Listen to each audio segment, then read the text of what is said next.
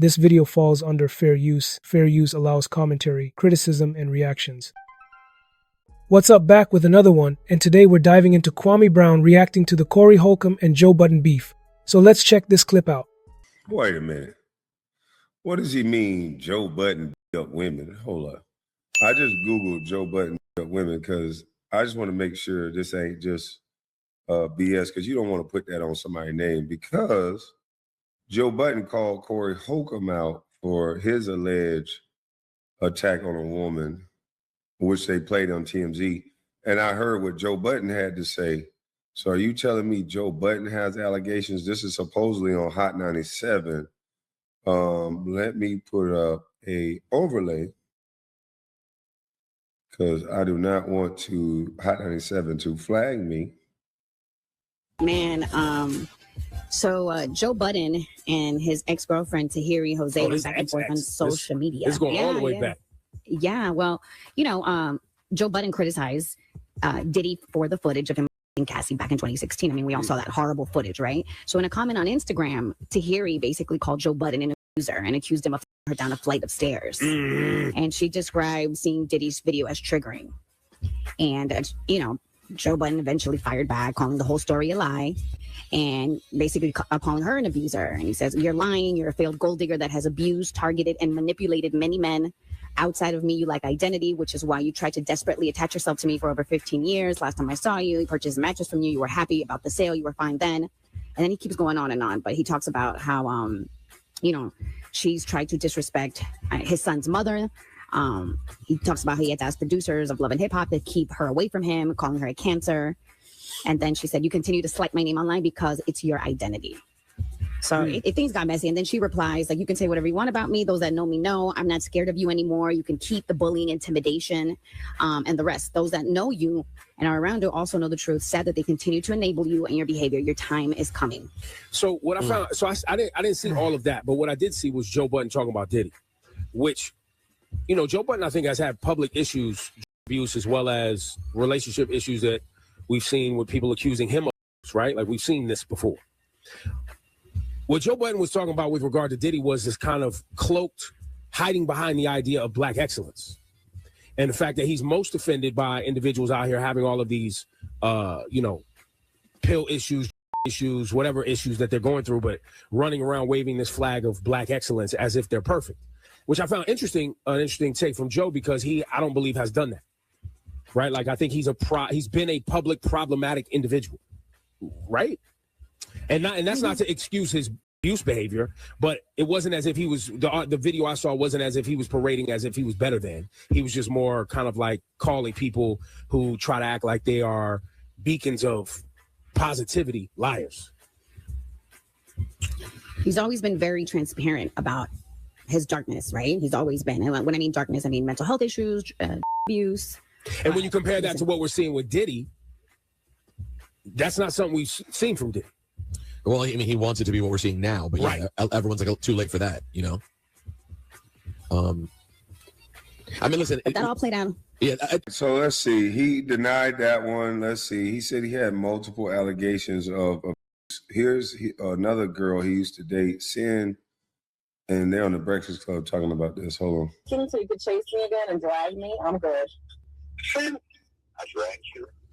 I laid a hand on you and dragged you where? Where did I drag you, Sin?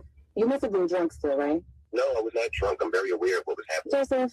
All right, so not sure where that came from. Not drunk, dragged you. With Joe Budden. Oh, you mean in person so you could chase me again and drag me? I'm good. Sin, I dragged you. I laid a hand on you and dragged you where? Where did I drag you, Sin? You must have been drunk still, right? No, I was not drunk. I'm very aware of what was happening. Joseph. All right, so not sure where that came from, but since Santana does try to explain it, and here's what she had to say. It's no secret that Joseph and I broke up. Probably one of my most vulnerable times. I confided in someone that I considered a sister, and they completely betrayed my trust. We have the right to decide what the we want to share with her and what we want to handle in private. That's nobody's business. I don't play with my family. And at the end of the day, Joe is a great dad to Lex. Joe is present. Joe is active. We co-parent. All right. So she's saying that she did not leak that. I guess she sent that audio to somebody who was close to her, who she trusted, and that person then leaked it. Now, some people are trying to say that there's a smear campaign going on against Joe Budden right now because all of a sudden, all these things against him are popping up now that he has cut ties with Spotify. All right, so this situation is intense. Kwame Brown is not holding back. He feels like Joe Budden is a clown, and he's bringing up past accusations, questioning Joe's credibility, and saying you can't criticize others while having your own controversies behind the scenes. This is bigger than jokes. This is about reputation, accountability, and who really has the moral high ground.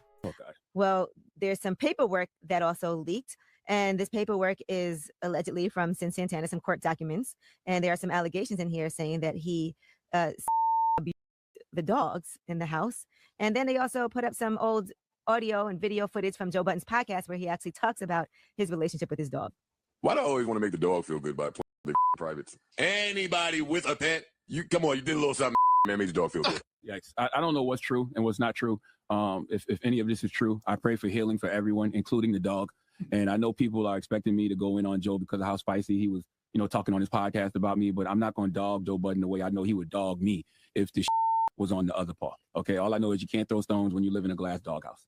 Yeah, I just, well, I pray for Joe. I pray for Sin. I pray for his family. It does seem kind of weird that all this stuff is coming out now. I mean, I wouldn't say that I guess you could call it a smear campaign. It just seemed odd that everything's coming out now, right now. But, like I said, Joe's a good person. I know Joe a long time. I know Sin a long time. And they have a family. And, some of that stuff should stay private. And they have a son. So, I mean, like I said, I pray for them and I hope everything works out. And these alleged court documents, it says defendant has a male dog whom he loves and showers with attention. While most of defendant's interactions with the dog are appropriate, I have observed on several occasions one particularly bizarre behavior by defendant without putting too fine a point on it. Suffice to say, the defendant has not only expressed concern for the dog's lack of a partner, but has personally assumed responsibility for relieving any pent-up canine tension.